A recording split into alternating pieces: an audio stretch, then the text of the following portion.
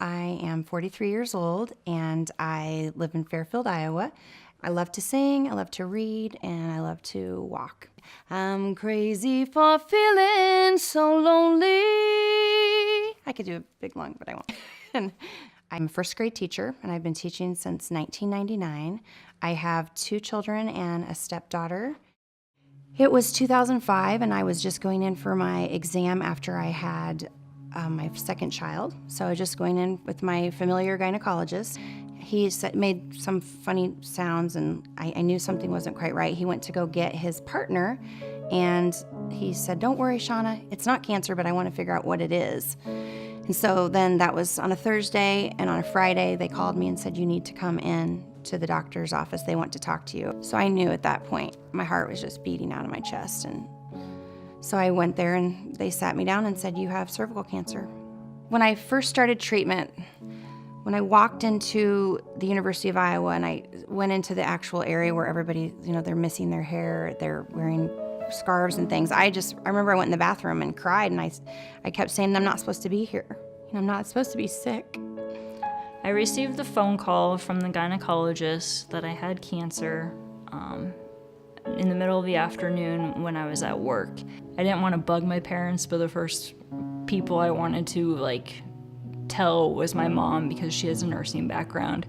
And I wanted her to tell me that, no, it's gonna be fine, and reassure me. So, but I didn't want to bug them during work. So I hung up the phone and I went outside and just kind of walked around the building for a few minutes just to, gather my thoughts and think about what this person just told me on the phone. So I finished the work day and then I drove over to my parents' house and talked to my mom, and my mom was great. She was just didn't act shocked or anything. She just was like, "Okay, well, let's go to this appointment tomorrow and let's see what he says, and then we'll go from there. And until then, don't worry about it because we don't know." And so in a matter of 4 days, I had 3 exams from 3 different doctors, and ultimately then was told that, yes, I have cancer. And it was just kind of this whirlwind of, wait, what? I was just trying to renew my prescription, and now I'm going to be going down this path?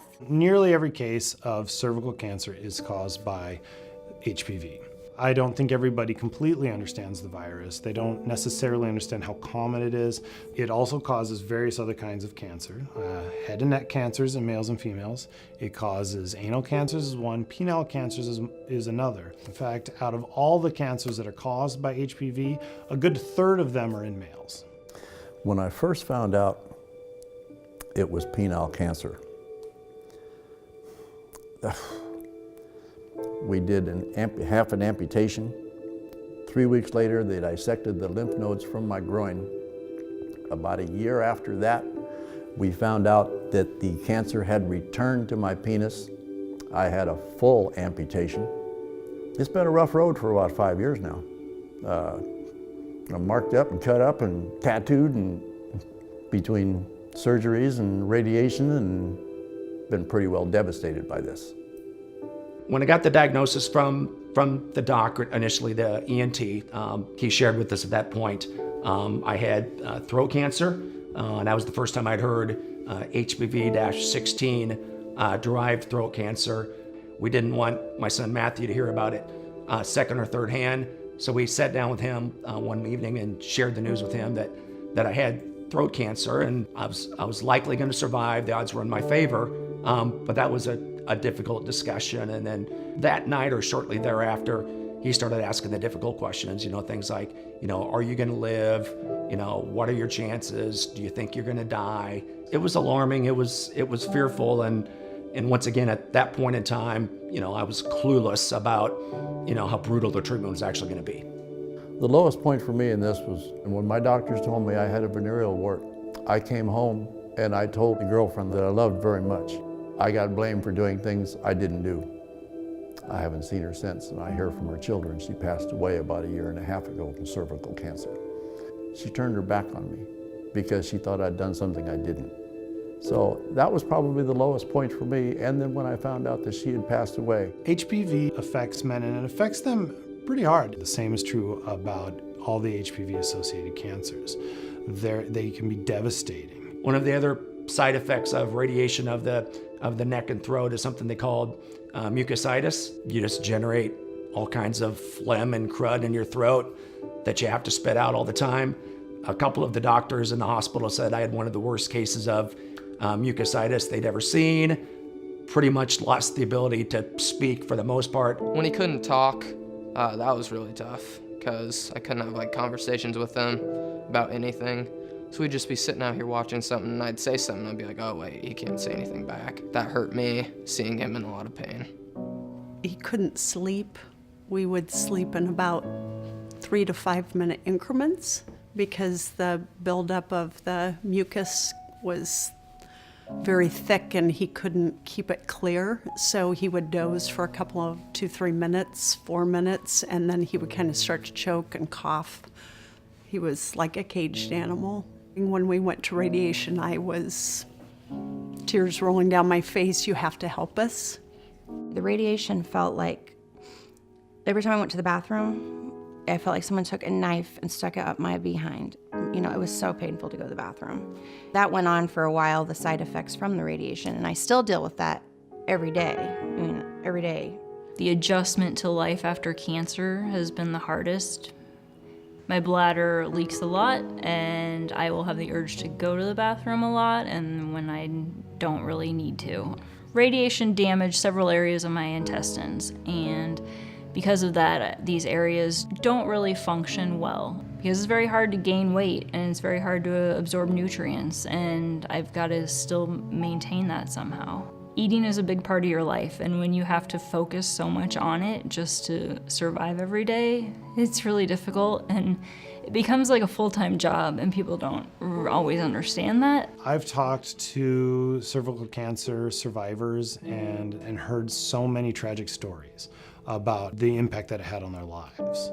It affects their relationships, it affects their feelings of self-worth, it affects their ability and their dreams. My son was 9 months old, and I remember thinking, I'm a teacher, I'll have at least another month or two of summer to spend with him and enjoy him before he's a year old. And I got sick, and I just swear like that whole like next couple years I don't remember. Sometimes I feel like it robbed me of time with my family when I could be 100%. I don't care how old you are, for every man, losing their sexuality is pretty devastating. I live alone. I'm totally alone. Got a world of friends, don't get me wrong. But as far as having anybody in my life to somebody to love, I don't have that. There would be no way that you would want anybody that you knew or loved to have to go through that. I think it's truly miraculous that we have a vaccine that can prevent cancer and prevent it so well. The vaccine is one of the easiest ways to prevent cancer that exists. And so I think that when you think about it this way, there's not a lot of good reason to refuse it. Everybody knows how devastating cancer is. Everybody knows somebody who's had cancer. I want parents to know that this is not a vaccine for just HPV. It's a vaccine to prevent cancer, and not just one type of cancer, but multiple types of cancer. So it's just a no-brainer. I never want another parent to have to see their child go through this as an adult. I watched my husband go through it. My message to anybody out there would be, get the vaccine. Number one, I think doctors have to really push this vaccine. The main thing I would like to see is the whole country get vaccinated. It needs to be an immunization process just like when we were children. What parent wouldn't want to vaccinate their child? It means you're protecting them from cancer. I think it's amazing, and I've vaccinated both my children. The vaccine is really extremely safe. In fact, it's been so well tested, it's probably one of the best well tested vaccines. And study after study after study on this vaccine continues to show no significant safety concerns. I don't want any male man to ever have to go through what I have gone through. Get everybody in the world vaccinated. It's preventable. My job is to make sure that kids have the healthiest futures that they can. And this vaccine will save so many lives. It's absolutely important that we recommend this vaccine.